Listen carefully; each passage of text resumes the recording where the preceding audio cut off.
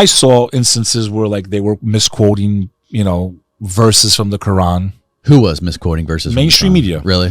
One was like, kill the infidel, strike their necks wherever you find them. Yes, that does say that in the book. But guess what? It says that in the book? Yeah, but they're not talking about Christians.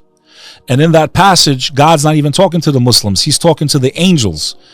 That verse that they loved using in the mainstream media about how they need to kill the infidel, Christians were not considered infidels in Islam. Who were they talking about? They were talking about the other pagan Arabs that were trying to destroy the Prophet Muhammad, who was bringing monotheism, who was telling people God is one, believe in Abraham, Moses, Jesus. These are all prophets of God. These people are praying to statues and a million different gods. They're the infidels. They're the pagans. So in that verse, they were at a battle, if I'm not mistaken. It was called Badr. It was the Battle of Badr. And historically, they were outnumbered 3-1. So the first Muslims were outnumbered 3-1.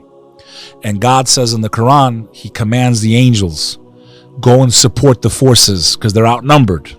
And I commanded the angels to strike the infidel. He wasn't even commanding the Muslims. And they use that verse in the mainstream media to make you think as an American that the Muslims are coming to kill you. But I'll give you a quote that it does say, speak kindly to the Christian, for they are the closest to you in faith. Amongst them you will find men of reason and education. That's in the Holy Quran. When's the last time you saw that on the news? Never. So how you going to judge? Brother, I've had so many conversations about religion. Most Christians don't even know that Jesus spoke Aramaic.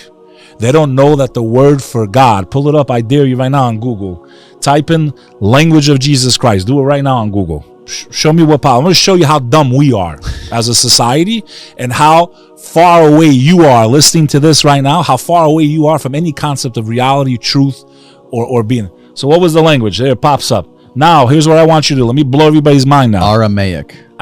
Now, the language is a Semitic language. The Semitic languages are Hebrew, Arabic, and Aramaic. They're cousins, like I mentioned earlier. Latin is Portuguese, Italian, Spanish. Semitic languages. Now, I want you to type this in. Aramaic, word for God, and watch what pops up. And let me teach you a lesson. The Aramaic word for God. Well, if that's the language of Christ, I should know. Now, what's the first search result? Read it. Say it. I know it's hard to say it. Say it. Alo-o. Where's the search result coming from in blue? Allah. Oh, Jesus Christ in his own language called God Ilah. Ilah, Allah. It's not a name. It's a cognate. So in Hebrew, it's Elohim or Ilah. In Arabic, it's Allah. It's a word that's the same in 3 languages. It's not a name. Al means the. La means God.